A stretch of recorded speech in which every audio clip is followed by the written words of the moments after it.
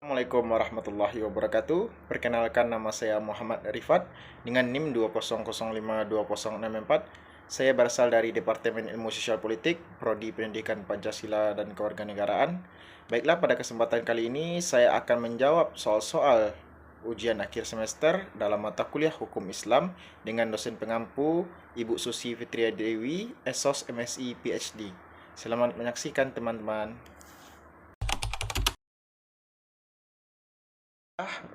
Untuk yang pertama, saya akan menjawab soal nomor 1, yang mana soalnya yaitu perbedaan terkait hukum adat, hukum Islam dan juga hukum Barat. Dilihat dari keadaannya, bentuknya, tujuannya, sumbernya, strukturnya, lingkup masalah, pembidangan, hak dan kewajiban, serta norma atau kaidah hukumnya. Yang mana yang pertama saya akan menjawab terkait perbedaan hukum adat, hukum Islam dan juga hukum Barat dilihat dari keadaannya. Yang mana dari ketiga hukum tersebut saat ini telah berlaku di Indonesia. Namun waktu pelaksanaannya dan juga keadaannya di Indonesia sangatlah berbeda. Yang mana hukum adat sebelum tahun 1927, hukum adat berlaku di Indonesia dan juga mulai berjalan di Indonesia sebagaimana semestinya dan biasa saja. Barulah setelah tahun 1927, hukum adat mulai dipelajari dan juga diperhatikan oleh masyarakat sekitar. Yang mana saat adanya rangkaian pelaksanaan politik oleh pemerintah Belanda, yang mana dikukuhkan dalam pasal 134 ayat 2 IS tahun 1925 sampai tahun 1929. Di mana hukum adat ini juga berlaku di Indonesia lebih awal daripada hukum Islam dan juga hukum Barat. Selanjutnya yaitu hukum Islam. Keadaan hukum Islam di Indonesia mulai ada seiring berjalannya tersebarnya Islam di seluruh Indonesia. Yang mana pada tersebarnya Islam di Indonesia ada yang mengatakan pada abad ke-7, ada abad ke-11 dan ada yang mengatakan abad ke-13. Sesuai dengan teori, ada yang mengatakan Islam berasal dari Arab, ada yang mengatakan Islam di Indonesia berasal dari Persia, dan juga ada yang mengatakan Islam yang berasal dari Gujarat. Di mana sebelum tahun 1927, perkembangan hukum Islam sangat dikendalikan oleh Belanda. Barulah setelah tahun 1927, perkembangan hukum Islam mulai berkembang pesat di Indonesia. Selanjutnya yaitu hukum Barat, di mana hukum Barat keadaannya di Indonesia mulai beriringan masuk sesuai dan beriringan dengan masuknya orang Belanda yang mulai berdagang di Indonesia. Yang mana pada awalnya hukum Barat ini hanya berlaku untuk orang-orang Eropa dan juga Belanda saja. Namun setelah dilakukan upaya perundang-undangan, barulah hukum Barat ini berlaku juga untuk orang-orang Indonesia dan juga orang-orang asing termasuk orang Cina. Yang mana hukum Barat ini sebagai hukum golongan yang berkuasa pada saat itu, dirumorkan bahwa hukum Barat ini jauh lebih menguntungkan dan juga jauh lebih baik daripada hukum adat dan juga hukum Islam. Selanjutnya saya akan menjelaskan terkait perbedaan dari hukum adat, hukum Islam dan juga hukum Barat dilihat dari bentuknya. Yang pertama yaitu hukum adat. Dilihat dari bentuknya, hukum adat pada dasarnya ialah tidak tertulis. Namun seiring dengan pertumbuhan dan perkembangan dalam masyarakat, hukum adat mulai dibuat secara tertulis, tapi dijadikan dalam bentuk hukum perundang-undangan. Yang mana dapat kita lihat dalam contoh Undang-Undang Pokok Agraria tahun 1960. Selanjutnya yaitu hukum Islam. Bentuk hukum Islam bukanlah tertulis dalam bentuk undang-undang, tetapi hukum Islam memang berasal dari Al-Quran dan Sunnah yang dikembangkan melalui ijtihad oleh para ulama. Jadi hukum Islam ini berbentuk tertulis dalam bentuk mushaf. Selanjutnya yaitu hukum Barat, yang mana pada dasarnya hukum Barat ini berbentuk tertulis dalam bahasa Belanda, yang mana di dalam undang-undang dan juga dalam kitab perundang-undangan. Yang mana kita ambil contoh yaitu Burgerlich Wetboek yang biasa disingkat BW. Namun setelah berlakunya hukum barat untuk masyarakat Indonesia, hukum barat ini juga diterjemahkan juga ke dalam bahasa Indonesia, yang mana kita dapat kita ambil contoh seperti BW tadi. BW tadi diubah namanya dengan Kitab Undang-Undang Hukum Perdata. Selanjutnya saya akan menjelaskan terkait perbedaan dari hukum adat, hukum Islam dan juga hukum barat dilihat dari tujuannya. Di mana hukum adat bertujuan untuk membuat masyarakat sekitar di suatu daerah menjadi daerah yang aman, tentram dan sejahtera. Sedangkan hukum Islam bertujuan untuk agar manusia senantiasa taat akan menjalankan perintah Allah Subhanahu wa taala serta menjauhi larangannya. Yang mana nanti manusia itu nantinya akan mencapai kebahagiaan hidup di dunia maupun di akhirat.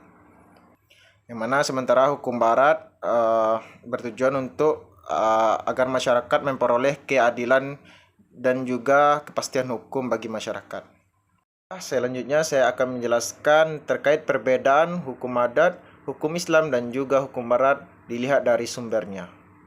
Yang pertama itu hukum adat bersumber dari pola kesadaran hukum dan juga pola tingkah laku masyarakat di suatu daerah, yang mana itu dilakukan secara berulang-ulang terus dalam kehidupan sehari-hari, yang mana nantinya hukum tersebut akan disahkan oleh penguasa adat dan juga pemangku adat di suatu daerah tersebut.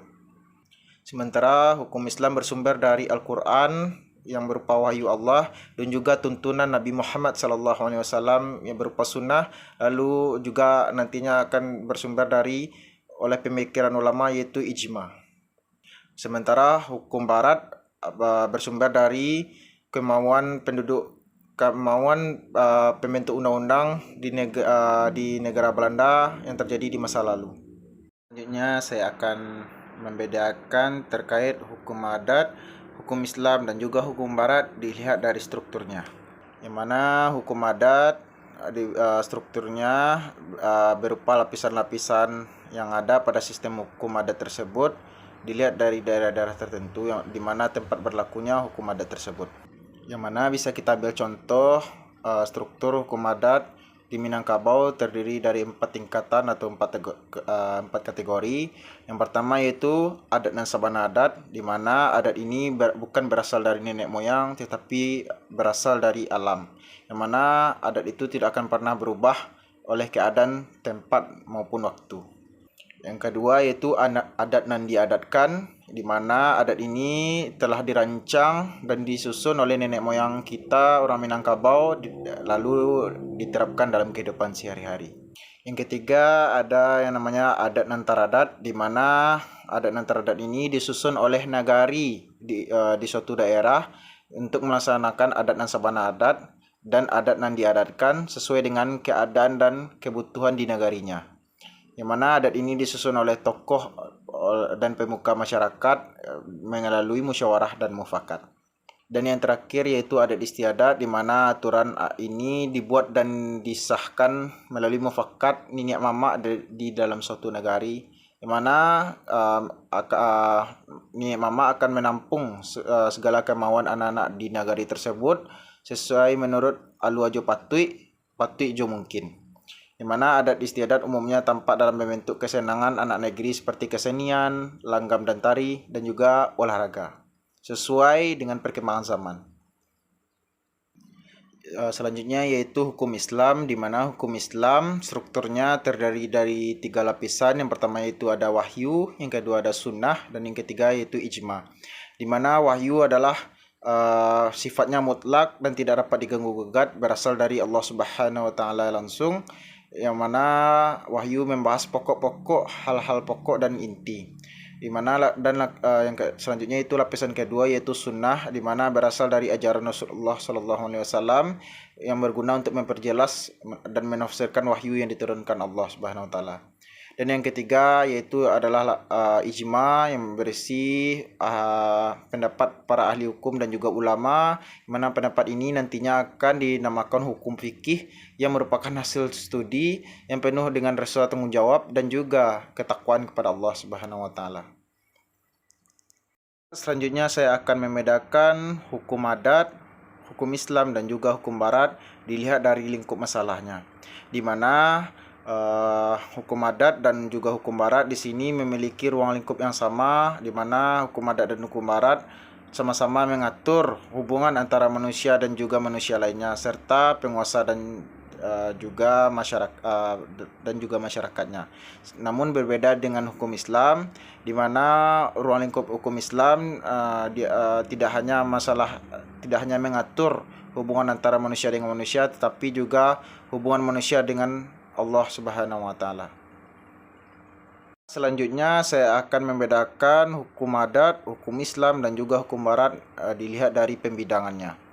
Di mana hukum adat pembidangan hukumnya mengenai asas-asas kerukunan, kepatuhan, keselarasan dalam pergaulan dan bersifat religio magis, yang mana tidak mengenai pembidangan hukum perdata dan juga hukum publik.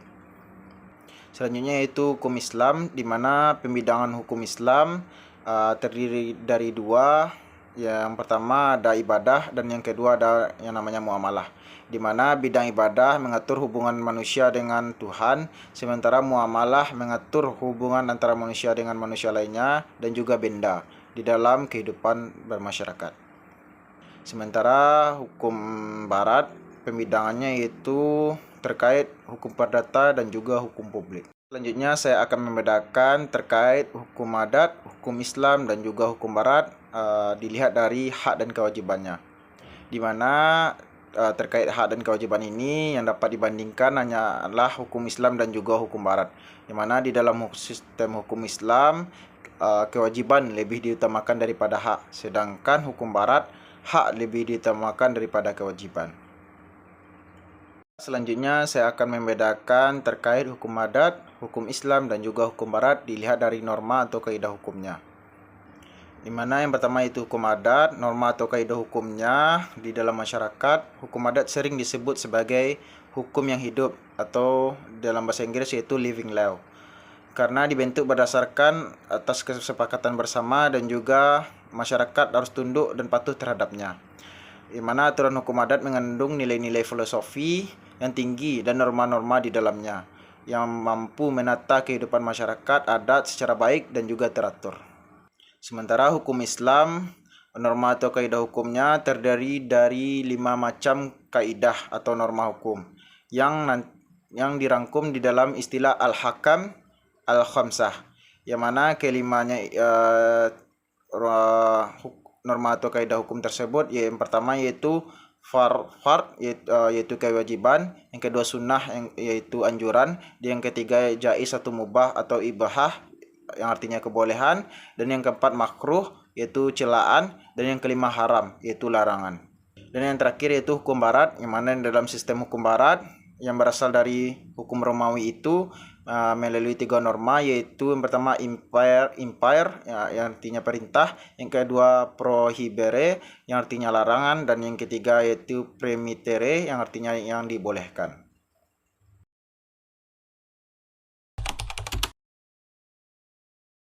Selanjutnya saya akan menjawab pertanyaan nomor 2 terkait jelaskan beberapa asas hukum Islam, yaitu asas-asas umum, asas-asas hukum pidana, asas-asas hukum perdata, asas-asas hukum perkawinan, dan asas-asas hukum kewarisan. Yang pertama saya akan menjelaskan terkait asas-asas umum, yang mana terdiri dari 3 asas. Yang pertama yaitu asas keadilan, di mana asas keadilan merupakan asas yang sangat penting dalam hukum Islam, yang mana Allah berfirman dalam surah As-Sad ayat 26, yang mana Allah memerintahkan para penguasa, penegak hukum sebagai khalifah di muka bumi ini, yang mana agar dapat menyelenggarakan hukum Islam dengan sebaik-baiknya, berlaku adil terhadap sesama manusia tanpa memandang bulu kedudukan, asal-usul, dan keyakinan yang dipeluk para pencari keadilan itu. Dan ada beberapa ayat lainnya di dalam Al-Quran tentang pentingnya keadilan, seperti dalam surah An-Nisa ayat 135, Al-Maidah ayat 8. Dan dari uraian singkat ini dapat kita simpulkan bahwa asas keadilan adalah asas titik tolak proses dan sasaran dari hukum Islam itu sendiri. Yang kedua ada asas kepastian hukum, yang mana Allah berfirman dalam surah Bani Israel ayat 15, yang mana terjemahannya yaitu, dan tidaklah kami menjatuhkan hukuman kecuali kami mengutus seorang rasul untuk menjelaskan aturan dan ancaman hukuman itu. Jadi, ketika Allah sudah menetapkan suatu hukuman, pasti Allah jugalah yang memberikan kepastian hukum tersebut melalui perantaranya seperti rasul-rasul dan juga malaikat-malaikat. Yang ketiga, adanya asas kemanfaatan, di mana asas kemanfaatan ini adalah asas yang mengiringi dari asas keadilan dan juga asas kepastian hukum. Yang mana dalam melaksanakan asas keadilan dan kepastian hukum, asas kemanfaatan sangat dipertimbangkan. Mana contohnya dapat kita ambil seperti dalam menetapkan hukuman mati kepada seseorang yang melakukan pembunuhan. Misalnya dapat dipertimbangkan kemanfaatan dan hukuman itu bagi diri terdakwa sendiri dan juga bagi masyarakat pada umumnya. Selanjutnya saya akan menjelaskan terkait asas-asas hukum pidana, di mana di dalam hukum Islam tersendiri terdapat juga hukum pidana yang terdiri dari tiga asas juga. Yang pertama adanya asas legalitas, yang mana dalam asas legalitas masyarakat bahwa tidak ada pelanggaran dan ada hukuman sebelum ada undang-undang yang mengaturnya. Yang mana asas ini dilandaskan dalam surah Al-Isra ayat 15 yang dihubungkan dengan anak kalimat dalam surah Al-An'am ayat 19 yang berbunyi, Al-Quran ini diwahyukan kepadaku agar dengannya aku Muhammad dapat menyampaikan peringatan dalam bentuk aturan dan ancaman hukuman kepadamu. Mana asas legalitas ini telah ada dalam hukum Islam sejak Al-Quran diturunkan. Yang kedua, ada asas larangan memindahkan kesalahan kepada orang lain. Di bagian ayat 164 surat Al-An'am, Allah menyatakan bahwa setiap pribadi yang melakukan suatu kejahatan akan menerima balasan sesuai perbuatan yang dilakukannya. Yang mana ini menandakan bahwa tidak boleh sekali-sekali kita membebankan dosa yang kita miliki kepada orang lain. Yang mana dari ayat tersebut juga jelas bahwa orang tidak dapat memikul dosa yang kita miliki.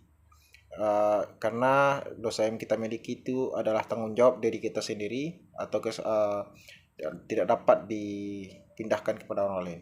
Karena pertanggungjawaban pidana itu individual sifatnya. Kesalahan orang tidak dapat dipindahkan kepada orang lain.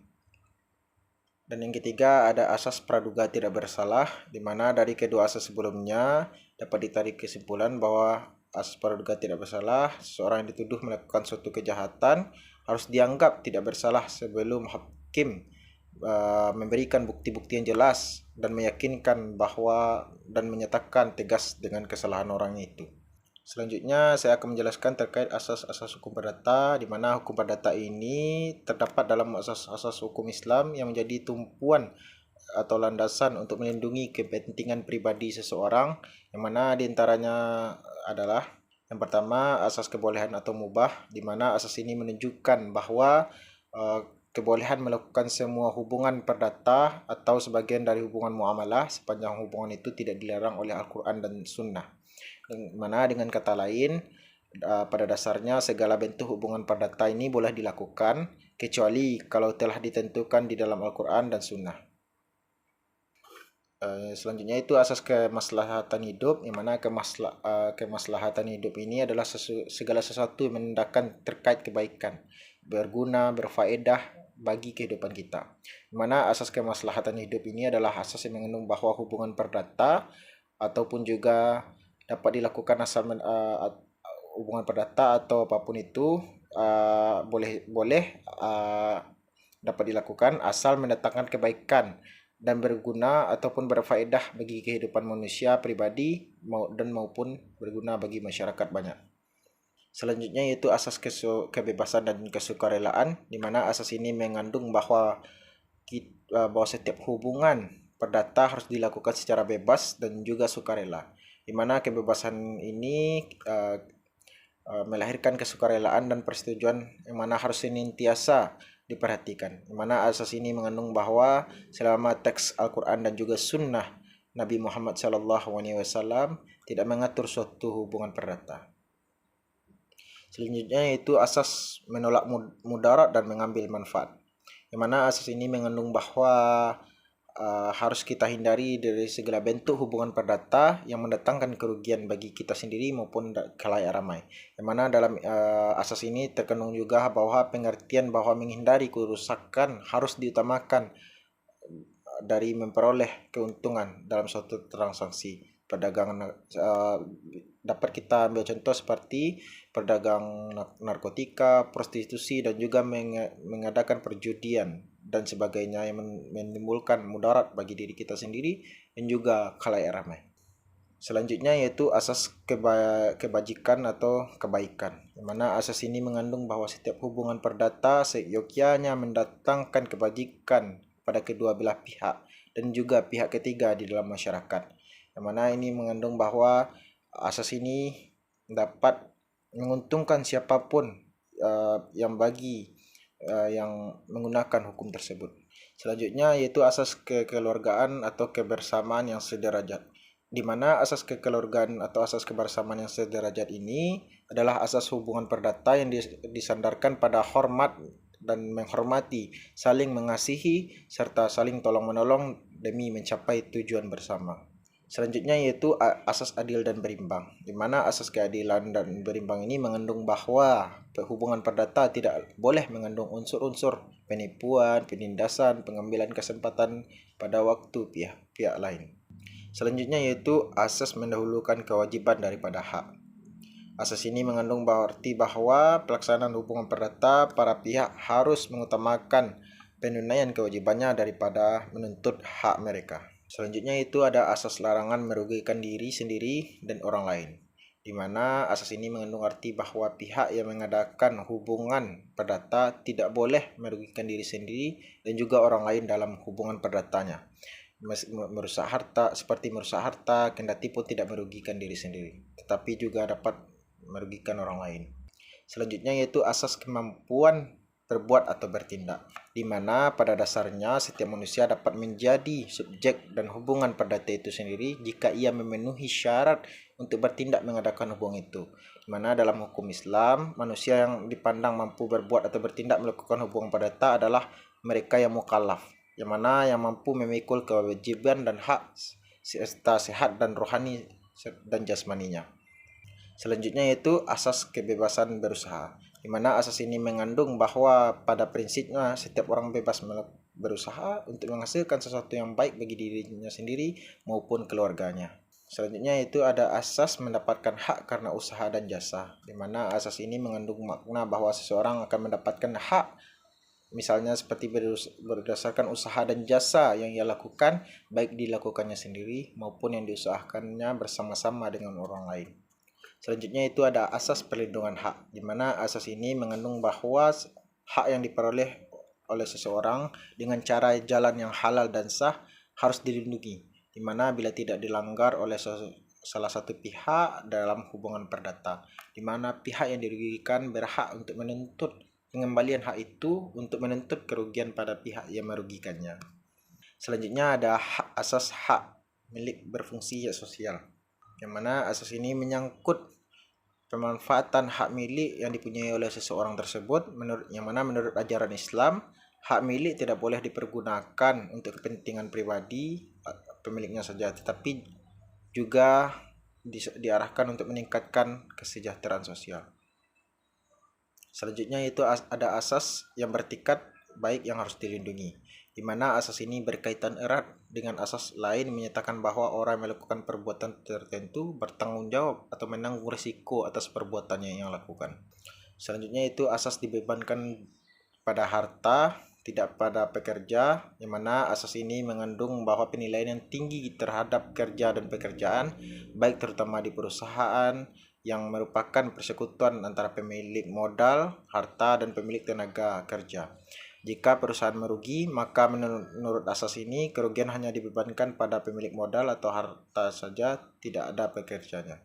Selanjutnya yaitu ada asas mengatur dan memberi petunjuk, di mana sesuai dengan sifat hukum keperdataan pada umumnya dalam hukum Islam berlaku asas yang menyatakan bahwa ketentuan-ketentuan hukum perdata kecuali bersifat ijbari, mana karena ketentuannya telah qat'i, hanyalah bersifat mengatur dan memberi petunjuk pada siapa saja orang-orang yang akan memanfaatkan dalam mengadakan hubungan perdata. Selanjutnya itu ada asas tertulis yang diucapkan di depan, di mana asas ini mengandung bahwa hubungan perdata selayak-layaknya dituangkan dalam perjanjian tertulis di hadapan saksi-saksi, di mana Allah berfirman dalam Quran surah Al-Baqarah ayat 282, namun dalam keadaan tertentu perjanjian itu dapat saja dilakukan secara lisan di hadapan saksi-saksi yang memenuhi syarat baik mengenai jumlahnya maupun mengenai kualitas orangnya. Baiklah, selanjutnya saya akan menjelaskan terkait asas-asas hukum perkawinan. Yang pertama yaitu asas kesukarelaan, yang merupakan asas terpenting perkawinan di dalam Islam. Di mana kesukarelaan ini tidak hanya harus terdapat di antara calon suami istri, tetapi juga antara kedua orang tua pihak yang akan melaksanakan perkawinan. Di mana ini juga harus mendapatkan kesukarelaan bagi seorang wali wanita merupakan sendi asasi perkawinan di dalam Islam. Yang kedua, asas persetujuan, di mana kedua belah pihak harus mendapatkan konsekuensi logis asas pertama tadi. Yang mana ini berarti bahwa tidak boleh ada paksaan dalam melangsungkan perkawinan itu dalam Islam. Persetujuan seorang gadis untuk dinikahkan dengan seorang pemuda misalnya harus diminta dahulu oleh wali atau orang tuanya, di mana menurut sunnah Nabi Muhammad SAW persetujuan itu dapat disimpulkan dari dalam dirinya gadis itu. Yang ketiga ada asas kebebasan memilih pasangan, yang mana ini disebutkan juga di dalam sunnah Nabi Muhammad SAW, yang mana diceritakan oleh Ibnu Abbas bahwa pada suatu ketika seorang gadis bernama Jariyah menghadap kepada Rasulullah SAW dan menyatakan bahwa ia telah dikawinkan olehnya dengan seorang yang tidak disukainya. Tapi Nabi Muhammad mengatakan pada orang itu agar dia dapat memilih pasangan sesuai dengan minatnya sendiri.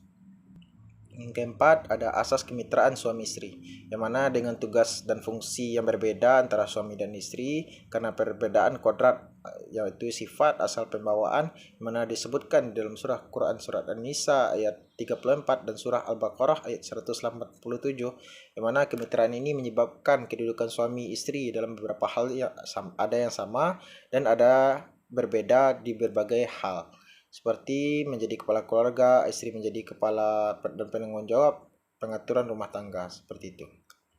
Yang kelima ada asas untuk selama-lamanya, yang mana asas ini menunjukkan bahwa perkawinan yang dilaksanakan untuk melangsungkan kehidupan, untuk membina cinta kasih sayang itu dilangsungkan seumur hidup, yang mana ini telah difirmankan Allah dalam Quran surah Al-Rum ayat 21. Yang mana karena asas ini pula maka perkawinan mut'ah yakni perkawinan sementara untuk bersenang-senang selama waktu tertentu saja, seperti yang terdapat dalam masyarakat Arab jahiliyah dulu, dalam beberapa waktu dalam beberapa waktu sebelum Islam lahir, itu dilarang oleh Allah dan juga Nabi Muhammad SAW. Yang keenam ada asas monogami terbuka, di mana dapat disimpulkan bahwa dalam Quran surah An-Nisa ayat 4, dalam Quran surat ayat An-Nisa itu 3 dan ayat 129, di dalam ayat 3 dinyatakan bahwa seseorang pria muslim dibolehkan atau beristri lebih dari satu orang, yang mana dengan syarat itu dengan syarat dia memenuhi beberapa syarat tertentu. Di antaranya adalah syarat mampu berlaku adil terhadap semua wanita yang dinikahinya atau menjadi istrinya. Selanjutnya saya akan menjelaskan terkait asas-asas hukum kewarisan, di mana yang pertama yaitu asas ijibari, yang mana asas ini terdapat dalam hukum kewarisan Islam yang mengandung arti bahwa peralihan harta seseorang yang meninggal di dunia kepada ahli warisnya berlaku dengan sendirinya menurut ketetapan Allah Subhanahu wa taala tanpa digantungkan kepada kehendak pewaris atau ahli waris. Asas ijibari dalam hukum kewarisan Islam dan dapat pula dilihat dari berbagai segi lainnya, seperti yang pertama dari segi peralihan harta yang pasti telah terjadinya setelah orang tersebut meninggal dunia, dan yang kedua dari harta yang sudah ditentukan untuk untuk masing-masing ahli waris tersebut, dan yang ketiga dari mereka yang akan menerima peralihan harta dari peninggalan orang yang sudah meninggal tersebut, yang mana hal ini sudah ditentukan dengan pasti, yakni bahwa mereka yang mempunyai hubungan darah dan ikatan perkawinan pasti akan mendapat warisan. Yang kedua ada asas bilateral, yang mana asas ini berarti bahwa seseorang menerima kewarisan dari kedua belah pihak, yaitu pihak kerabat keturunan laki-laki dan juga pihak kerabat keturunan perempuan. Yang mana asas ini dapat dilihat dalam Quran Surah An-Nisa ayat 7, 11, 12 dan juga ayat 176. Yang mana di dalam surah 7 Allah surat tersebut mengatakan, dijelaskan bahwa seseorang laki-laki berhak mendapat warisan dari ayahnya dan juga dari ibunya. Demikian juga halnya dengan perempuan. Ia berhak mendapat warisan dalam kewarisan secara bilateral. Yang ketiga adanya asas individual, di mana asas ini menyatakan bahwa warisan dapat dibagi-bagi pada masing-masing ahli waris untuk dimiliki secara perorangan.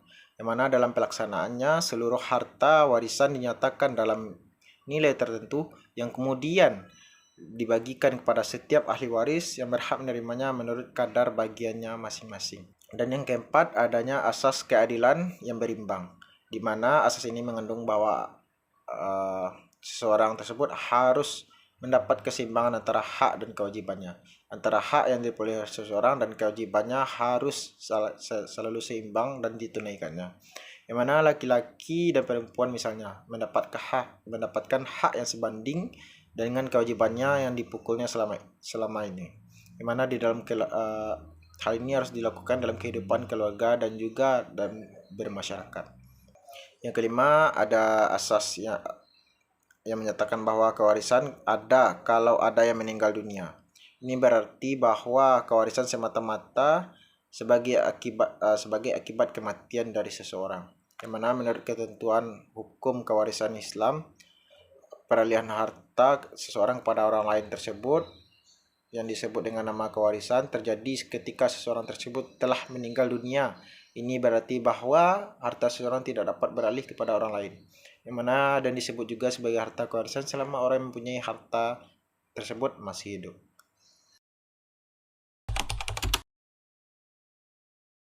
Selanjutnya saya akan menjawab soal nomor 3 yang perintahnya itu jelaskan sumber-sumber hukum Islam, yaitu Al-Quran, Sunnah atau Hadis, dan juga akal pikiran atau Al-Rayu atau Ijtihad. Yang pertama saya akan menjelaskan terkait Al-Quran, yang mana Al-Quran merupakan wahyu yang diturunkan oleh Allah Subhanahu wa taala kepada Nabi Muhammad SAW melalui perantara malaikat Jibril yang nantinya akan menjadi pedoman seluruh umat manusia.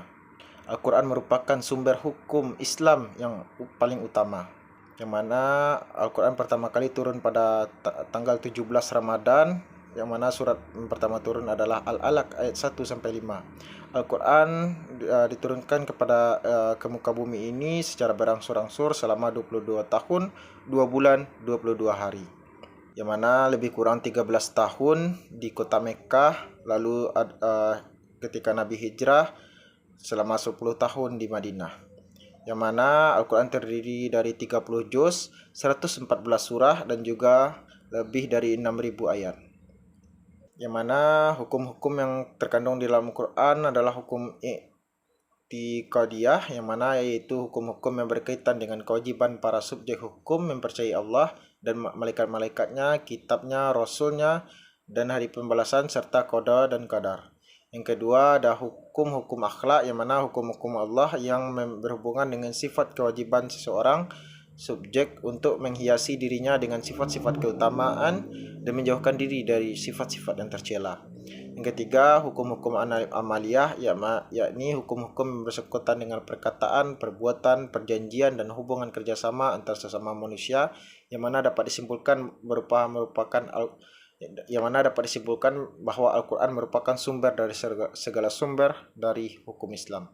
Selanjutnya saya akan menjelaskan sumber hukum Islam yang kedua, yaitu sunnah, yang mana as-sunnah atau al-hadis, yang mana kadang-kadang disebut dalam buku ditulis as-sunnah saja, merupakan sumber hukum Islam yang kedua setelah Al-Quran. Yang mana sunnah ini terdiri berupa perkataan atau sunnah qauliyah, perbuatan, sunnah fi'liyah, dan sikap diam, sunnah tarkriyah atau sunnah sukutiyah.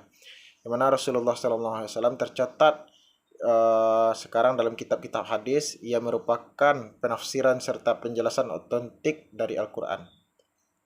Yang mana sunnah atau hadis yang terdapat sekarang dalam kitab-kitab hadis terdiri dari dua bagian. Yang pertama yaitu bagian insad dan yang kedua bagian mat'an.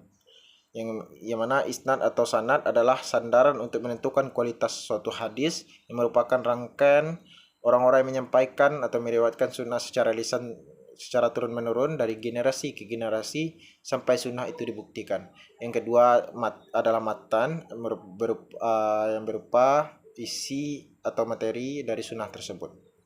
Selanjutnya yaitu saya akan menjelaskan terkait sumber hukum Islam yang ketiga, yaitu akal pikiran, al-rayu atau ijtihad. Yang mana akal pikiran, al-rayu atau ijtihad merupakan sumber hukum Islam yang ketiga, ya, berupa pikiran manusia yang memenuhi syarat untuk berusaha, berikhtiar dan dengan segala kemampuan yang ada padanya, yang dengan memahami kaidah-kaidah hukum yang fundamental yang terdapat dalam Al-Quran, kaidah-kaidah hukum yang bersifat umum yang terdapat dalam sunnah Nabi, lalu merumuskannya menjadi garis-garis hukum yang dapat diterapkan pada suatu kasus tertentu, atau berusaha merumuskan garis-garis atau kaidah-kaidah hukum yang pengaturannya tidak terdapat di kedua sumber hukum Islam sebelumnya.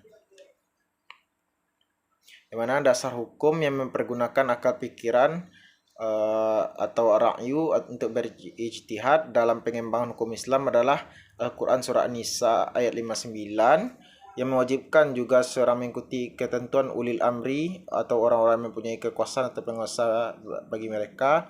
Yang kedua, hadis Mu'az bin Jabal yang menjelaskan bahwa Mu'az sebagai penguasa atau ulil amri di Yaman dibenarkan oleh Nabi Muhammad SAW mempergunakan ra'yunya untuk berijtihad.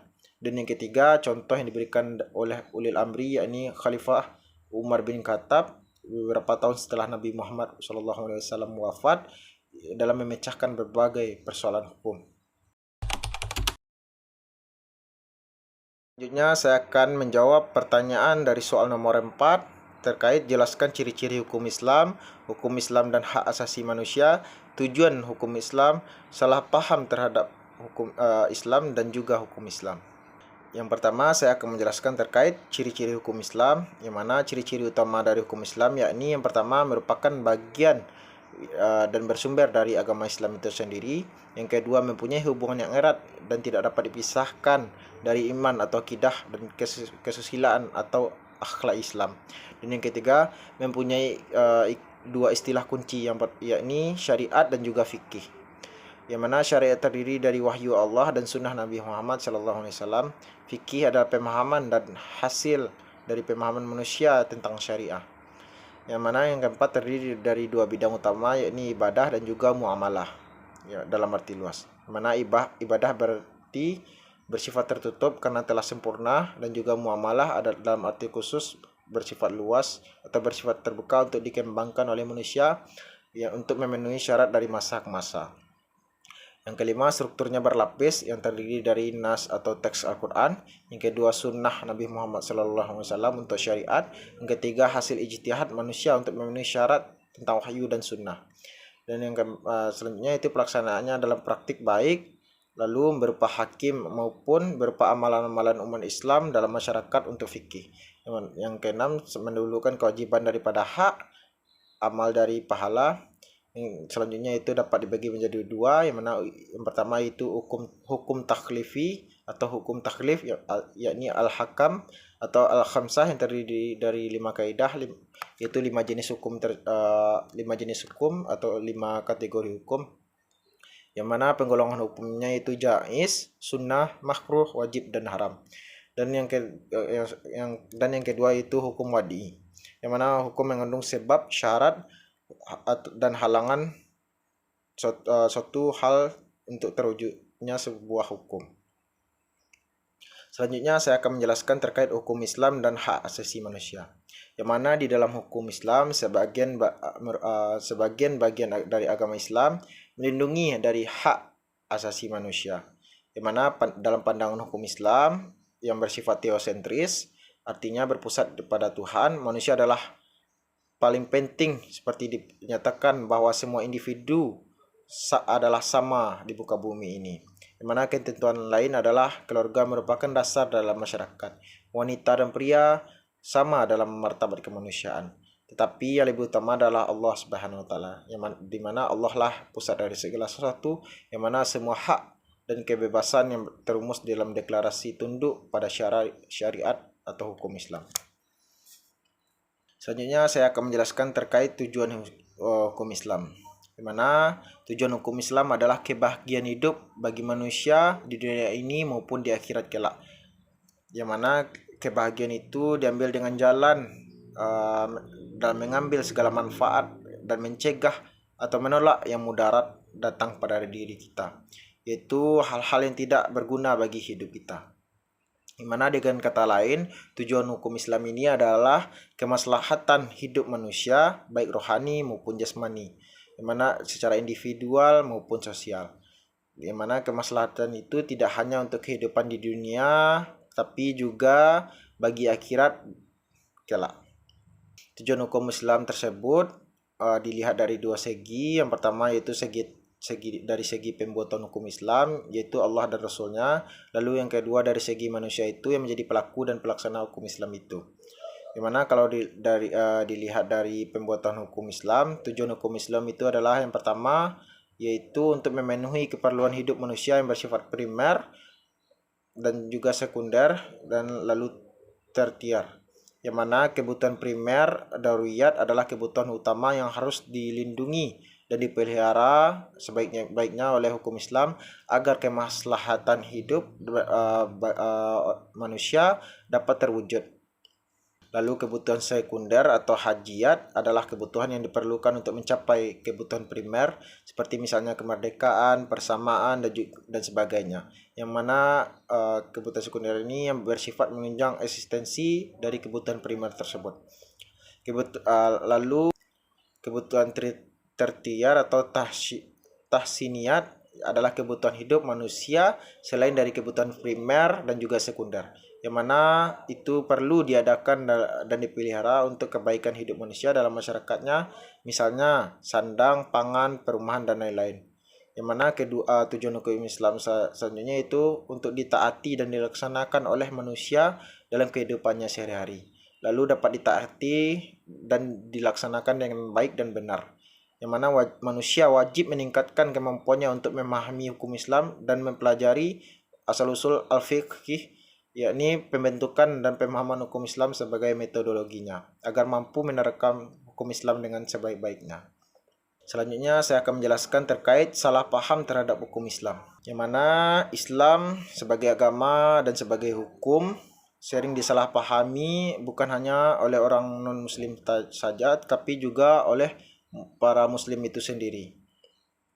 Yang mana kesalahpahaman terhadap Islam disebabkan oleh banyak hal, namun yang relevan dengan pembahasan ini yaitu yang pertama adalah salah memahami ruang lingkup Islam. Yang mana kesalahpahaman mengenai ruang lingkup ajaran Islam ini terjadi karena seorang tersebut menganggap semua agama itu sama saja dengan ruang lingkupnya, dan ruang lingkupnya dengan agama lain itu sama, padahal nyatanya adalah berbeda. Yang mana dipengaruhi ajaran agama Nasrani yang ruang lingkupnya hanya mengatur hubungan manusia dengan Tuhan saja. Orang yang menganggap agama Islam pun demikian juga halnya, tapi juga itu telah disebutkan di muka dinul Islam atau agama Islam itu tidaklah hanya mengatur hubungan antara manusia dan Tuhan saja, tetapi juga mengatur hubungan sesama manusia. Dan tidak hanya itu, hukum Islam juga mengatur antara hubungan manusia dan juga alam. Yang kedua yaitu salah menggambarkan kerangka dasar ajaran Islam, yang mana kesalahpahaman terjadi karena seseorang salah menggambarkan kerangka dasar ajaran Islam, yang mana orang menggambar bagian dari agama Islam itu tidak secara menyeluruh sebagai satu kesatuan, tetapi sepotong-potong atau sebagian-sebagian saja. Misalnya ada orang-orang yang menggambarkan atau membuat gambaran yang memberi kesan seakan-akan agama Islam itu hanyalah mengenai akidah saja, atau orang memandang agama Islam hanya tentang syariah atau hukum belaka, atau agama Islam itu hanya sekedar ajaran akhlak semata, tanpa meletakkan dan menghubungkan bagian-bagian itu dalam kerangka dasar atau kesatuan agama Islam secara menyeluruh. Yang mana menggambarkan Islam dengan secara sepotong-potong itu adalah menyebabkan Islam disalahpahami oleh sebagian orang di dunia ini. Penggambaran agama Islam seperti ini sering dilakukan oleh orang Islam itu sendiri tanpa disadari dan dengan sadar karena maksud-maksud tertentu yang dilakukan oleh para orientalis, mana terutama di masa-masa sebelum Perang Dunia Kedua dahulu. Untuk menghindari kesalahpahaman itu, karena salah menggambar bagian ajaran-ajaran Islam itu, maka hendaklah kita dapat memahami komponen-komponen ajaran Islam menjadi sebuah kerangka dasar dari agama Islam itu sendiri, agar digambarkan secara menyeluruh dalam kesatuan yang padu seperti yang telah dicoba diuraikan pada pendahulu kita. Lalu yang terakhir yaitu salah mempergunakan metode mempelajari Islam. Yang mana kesalahpahaman ketiga terjadi karena salah menggunakan metode mempelajari Islam, metode yang dipergunakan oleh orientalis terutama sebelum Perang Dunia Kedua. Yang mana pendekatan ini adalah tidak benar.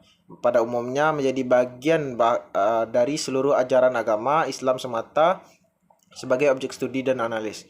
Seperti Dr. Bedah dan Mayat, kata Fazlur Rahman, para orientalis ini meletakkan Islam di atas meja operasinya, memotong bagian demi bagian dan menganalisis bagian itu dan menggunakan norma-norma atau ukuran mereka sendiri, yaitu artinya mereka mempergunakan metode dalam mempelajari dan menganalisis Islam itu sendiri tidak sesuai dengan ajaran agama Islam.